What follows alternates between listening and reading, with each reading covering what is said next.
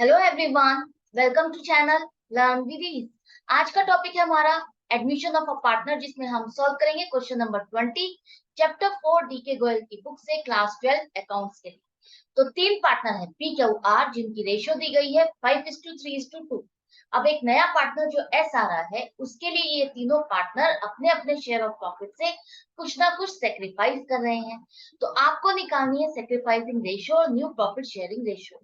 हम इस क्वेश्चन को कैसे सॉल्व करेंगे, देखो स्टेप बाय स्टेप चलना है। घबराना नहीं है कि ये क्या क्वेश्चन में लिखा है, कुछ भी नहीं है। जब आप सॉल्व कर लोगे तो आपको लगेगा ये तो सुपर इजी क्वेश्चन था, कुछ भी नहीं है इसमें। तो सबसे पहले जो आपके पास रेशियो है तीनों पार्टनर की, वो लिखो।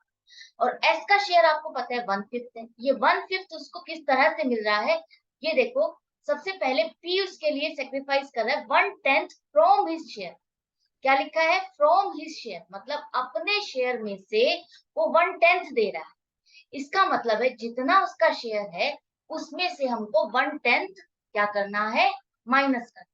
तो ये 1/10 उसको अगर उससे मिल रहा है, पी से मिल रहा है, तो उसका शेयर ऑफ प्रॉफिट घट जाएगा। तो यहाँ पर 5/10 जो उसका शेयर ऑफ प्रॉफिट है, इसमें से वो 1/10 दे रहा है। तो आपको माइनस करने के बाद नई फ्रैक्शन मिल जाएगी 4/10, जो कि बता रही है बी का शेयर ऑफ प्रॉफिट आगे के लिए क्या होगा। एक बात हो, जब आपका यहाँ पर डिनोमिनेटर सेम हो तो आपको एलसीएम निकालने की जरूरत नहीं है। डायरेक्टली आप जो ये ऊपर न्यूमरेटर के नंबर्स हैं उनको सब्सट्रैक्ट कर दो। एडिशन हो तो ऐड कर दो। तो उसमें एलसीएम मत निकालना, टाइम हमको सेव करना है। हर सेकंड हमारे लिए इंपॉर्टेंट है अकाउंट्स के पेपर। तो अब ये तो हो गई पी के शेयर की बात, जो उसने सेक्रीफाइस किया और जो उसका शेयर और प्रॉफिट फ्यूचर के लिए बच गया है। अब यहाँ पर 1/10 तो उसको एस को पी से मिल गया, लेकिन जो बाकी का शेयर ऑफ प्रॉफिट है वो कितना बच गया है, ये क्या कह रहा है? Remaining profit is sacrificed by Q and R.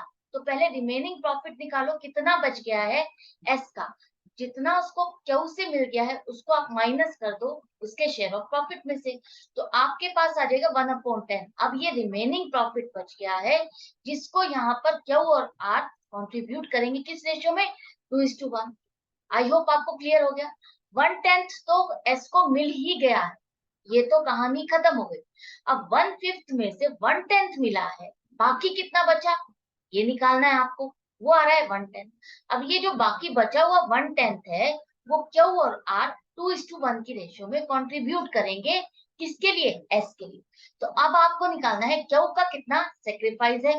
तो क्यू कितना सेक्रीफाइस कर रहा है? 1/10 का 2:1 की रेशियो में अगर आप निकालते हो तो उसका कितना बन रहा है। इसको आप फ्रैक्शन में कन्वर्ट करो, 2/3 से मल्टीप्लाई कर दो, तो आपके पास आ जाएगी वो फ्रैक्शन जो क्यू सेक्रीफाइस करने वाला है अपने शेयर ऑफ प्रॉफिट में से।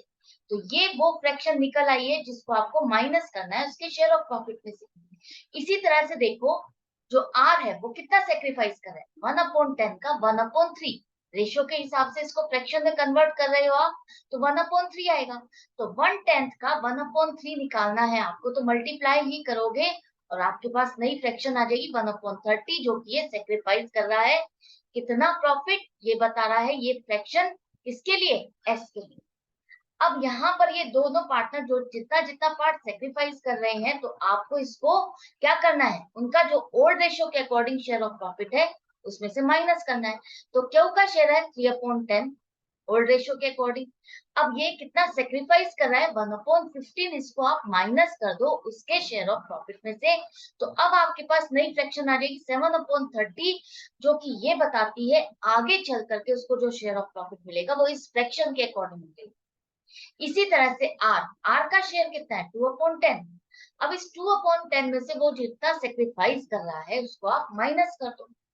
माइनस करने के बाद अब आपके पास जो ये नई फ्रैक्शन आ रही है, ये वो फ्रैक्शन है जो उसका प्रॉफिट बताएगी आगे चल करके किस तरह से मिल रहा है। अब आपके पास इन चारों पार्टनर्स का जो शेयर ऑफ प्रॉफिट है वो फ्रैक्शन के फॉर्म में है।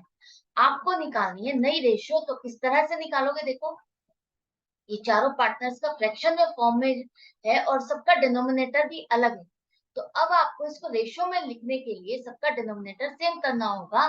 सेम करने के लिए एलसीएम निकालो। एलसीएम निकाल करके सॉल्व करते हो तो अब ये रेशो आप डायरेक्टली लिख सकते हो 12:7:5:6। आई होप आपको ये क्लियर हो गया यहाँ तक न्यू प्रॉफिट शेयरिंग रेशो कैसे निकालनी है। कोई डिफिकल्टी लगी आपको? स्टेप बाय स्टेप हम चले हैं, कुछ भी अलग नहीं किया है, सिर्फ स्टेप्स को फॉलो करो, जैसा जैसा क्वेश्चन में कह रहा है वैसे वैसे चलते जाओ। एक पार्ट आपका ये क्वेश्चन का हो गया है। कभी कभी आप लोग जल्दबाजी में ये भी गलती करते हो कि एक पार्ट निकाल करके सेकंड पार्ट करना ही भूल जाते हो। ऐसा नहीं करना। दूसरा पार्ट ये है कि सेक्रीफाइसिंग रेशियो निकालना, उसमें भी आपको कुछ मेहनत नहीं करनी है, क्योंकि जो मेहनत करनी थी वो कर चुके हो सेक्रीफाइसिंग रेशियो निकालने के लिए। किस तरह से? देखो, जो यहाँ पर P है वो कितना सेक्रीफाइस कर रहा है, वो क्वेश्चन में ही दिया गया है, 1/10। ये वो फ्रैक्शन है वो जो सेक्रीफाइस कर रहा है, अपने शेयर ऑफ प्रॉफिट में से दे रहा है। तो यहाँ पर 1/10 आ गया P का। ये जो तीनों पार्टनर है यही सेक्रीफाइस करेंगे। एस सेक्रीफाइस नहीं करेगा, नया पार्टनर सेक्रीफाइस नहीं करेगा, वो तो गेन करेगा ओल्ड पार्टनर से। तो यहाँ पर P कितना सेक्रीफाइस करे? 1/10। और क्यों ने कितना सेक्रीफाइस किया ये आपने यहाँ पर निकाला है 2:1 में। जो आपने कंट्रीब्यूशन उन दोनों का निकाला था वो इनका क्या है, वो जितना जितना शेयर ऑफ प्रॉफिट सेक्रीफाइस कर रहे हैं, सरेंडर कर रहे हैं अपने प्रॉफिट में से। तो यहाँ पर 1/15 क्यों का आ गया, और आर का कितना है? 1/30। अब आपको इसको रेशियो में लिखना है तो एलसीएम निकाल लो। एलसीएम निकाल करके सेक्रीफाइसिंग रेशियो लिखो 3:2:1। आई होप आपको समझ में आ गया।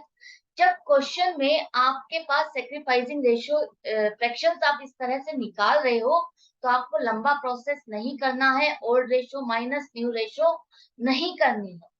आपको स्मार्ट वर्क करना है, अपना टाइम सेव करना है और जल्दी से क्वेश्चन को कंप्लीट करना है।